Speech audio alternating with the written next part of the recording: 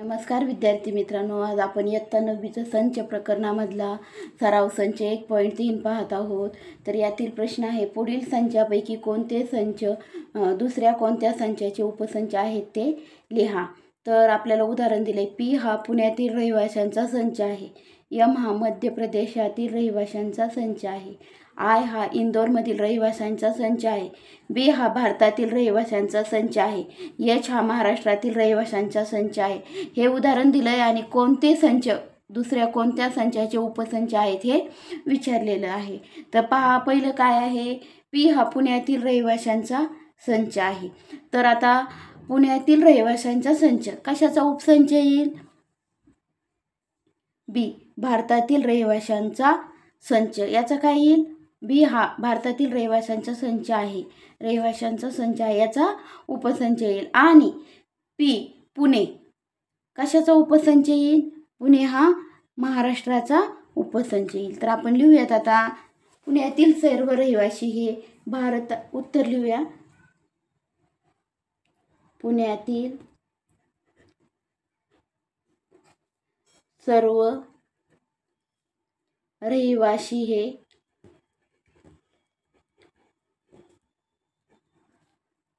भारताचे रहिवासी आहेत.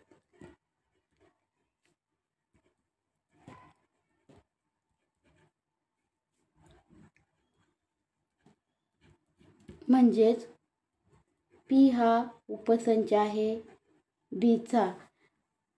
बी हे आपण भारतासाठी वापरलेला आहे. तर आता पुण्यातील सर्व रहिवासी हे भारताचे रहिवासी आहेत, म्हणजे पी उपसंच बी. पुन्हा पुण्यातील सर्व रहिवासी हे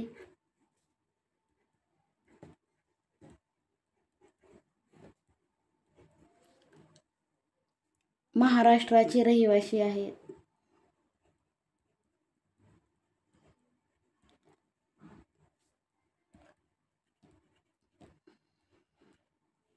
रहिवासी आहेत म्हणजे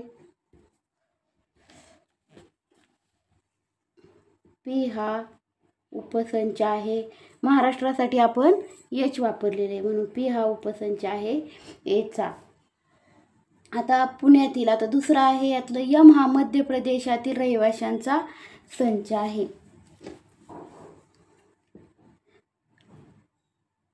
मध्य प्रदेशातील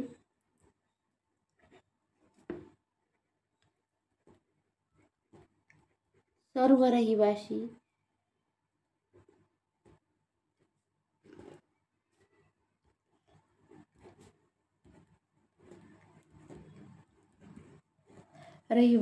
हे भारताचे रहिवासी आहेत.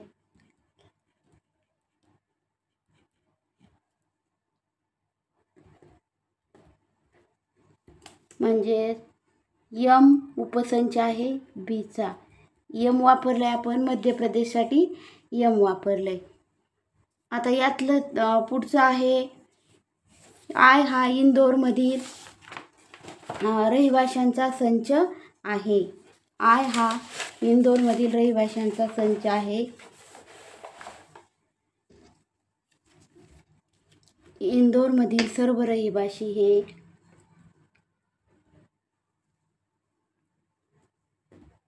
इंदोरमधील सर्व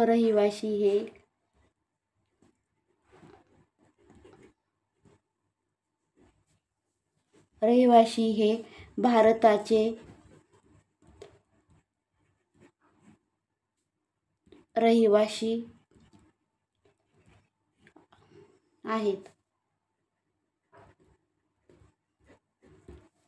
म्हणजेच आय उपसंच बी. आय आपण इंदोरसाठी वापरलंय आणि बी म्हणजे भारत.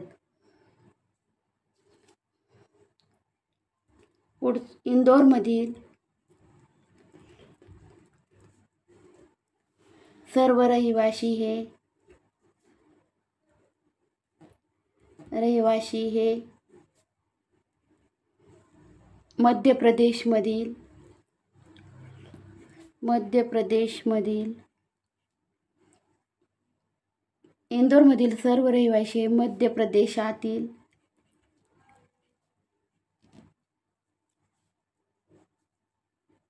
रहिवासी आहेत.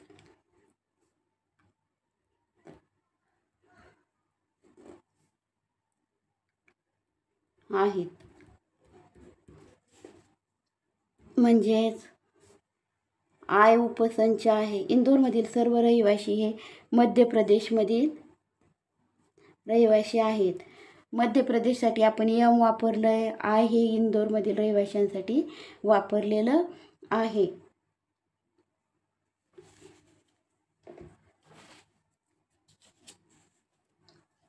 पुढचं आहे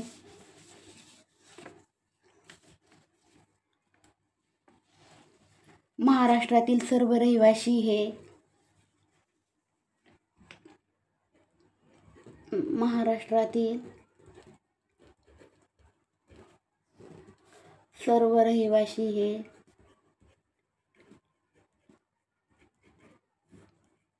हे भारताचे रहिवासी आहेत. भारताचे रहिवासी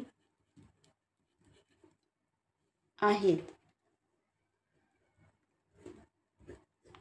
म्हणजेच महाराष्ट्रासाठी आपण एच वापरलंय. एच हा उपसंच आहे. भारतासाठी बी वापरले. आणि त्यातलं पुढचं आपल्याला एक विचारले होतं, पुढील संचापैकी कोणते संच दुसऱ्या कोणत्या संचाचे उपसंच आहेत. आणि त्यामधलं दुसरं होतं की कोणता संच विश्वसंच म्हणून घेता येईल. तर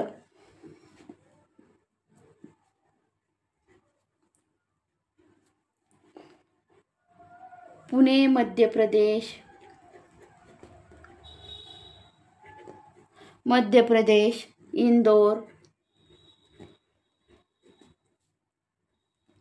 इंदोर, महाराष्ट्र हे सर्व भारताचे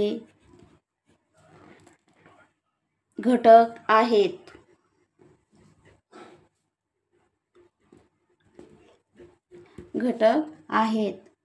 म्हणून बी हा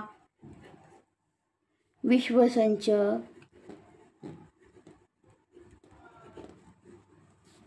म्हणून घेता येईल.